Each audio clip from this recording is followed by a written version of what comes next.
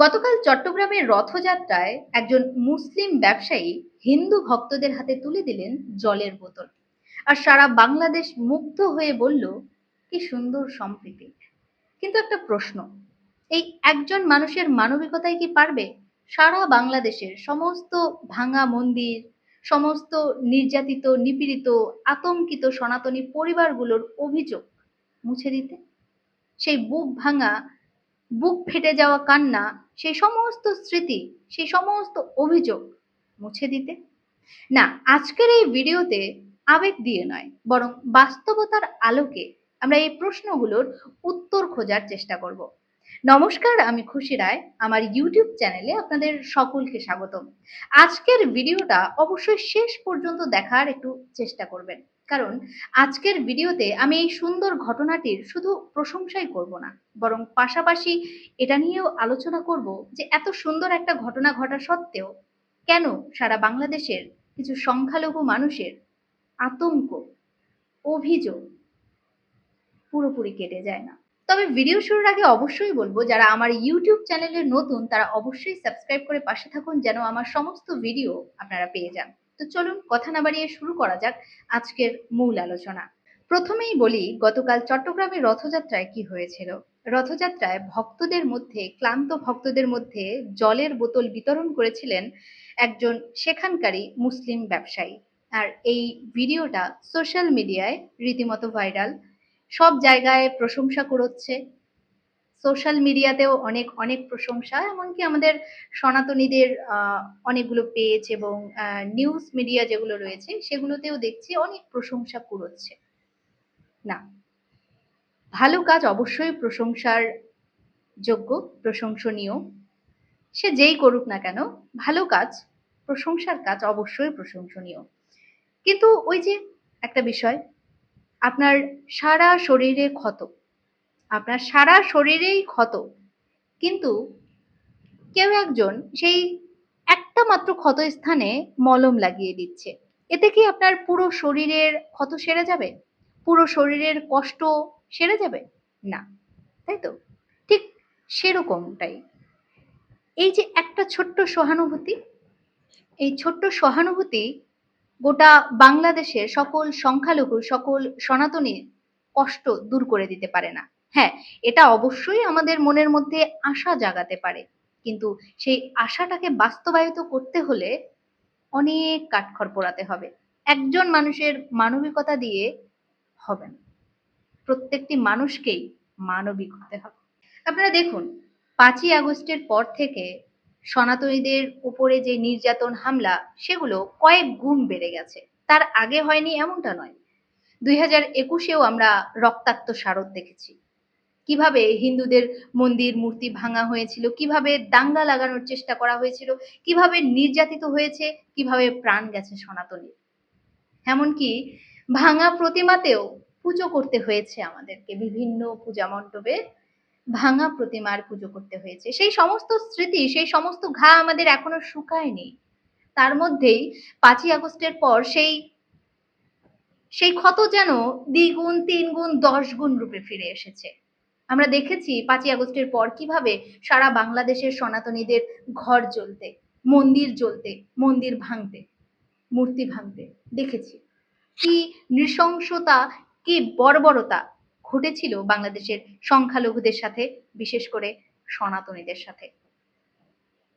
এমন অনেক অনেক অভিযোগ রয়েছে, এমনকি এখনো প্রতিনিয়ত যে ঘটনাগুলো ঘটে। রিসেন্টলি দেখা যায় যে সনাতনী পরিবারের বিভিন্ন জায়গায় জমি দখলের চেষ্টা, বিভিন্ন জায়গায় মন্দির ভাঙচুর তো আছেই, এমনকি রথযাত্রাতেও বিভিন্ন ধরনের ঘটনা কালকে ঘটেছে। তো এই বাংলাদেশে না প্রতিদিন সনাতনীদের উপরে, সনাতন ধর্মের উপরে বিভিন্নভাবে আঘাত আসছে।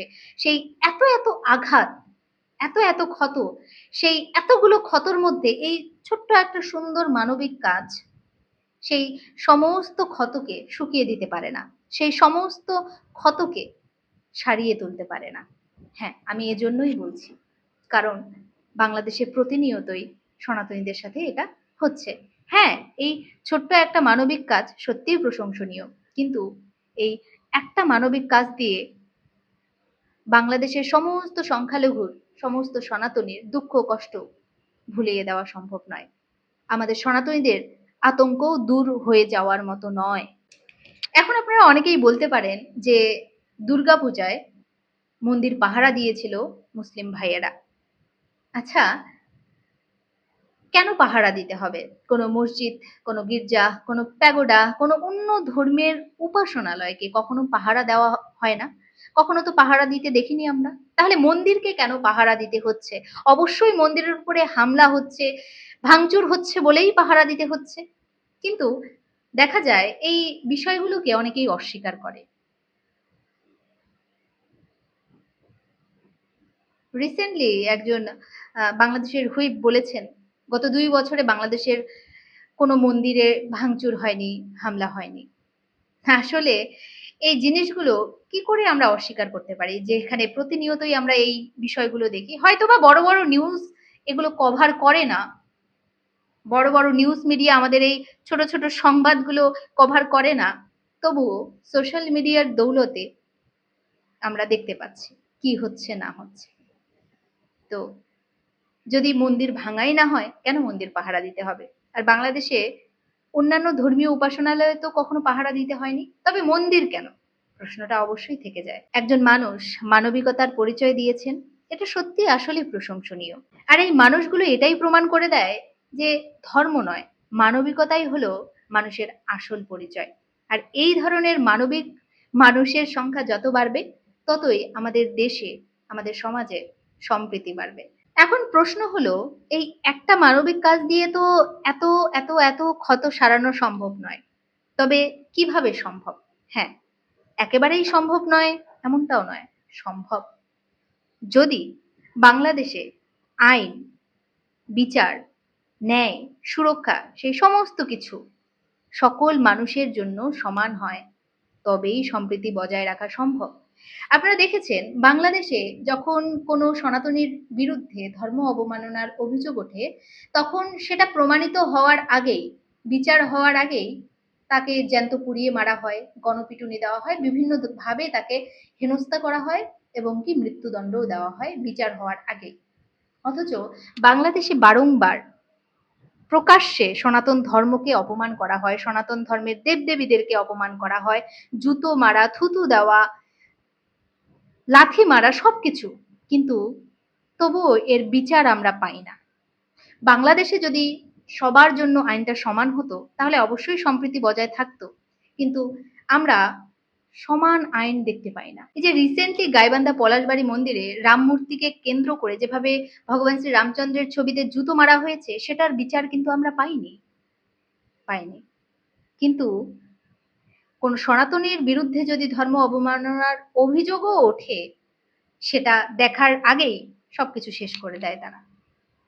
এভাবে সম্প্রীতি বজায় থাকতে পারে না।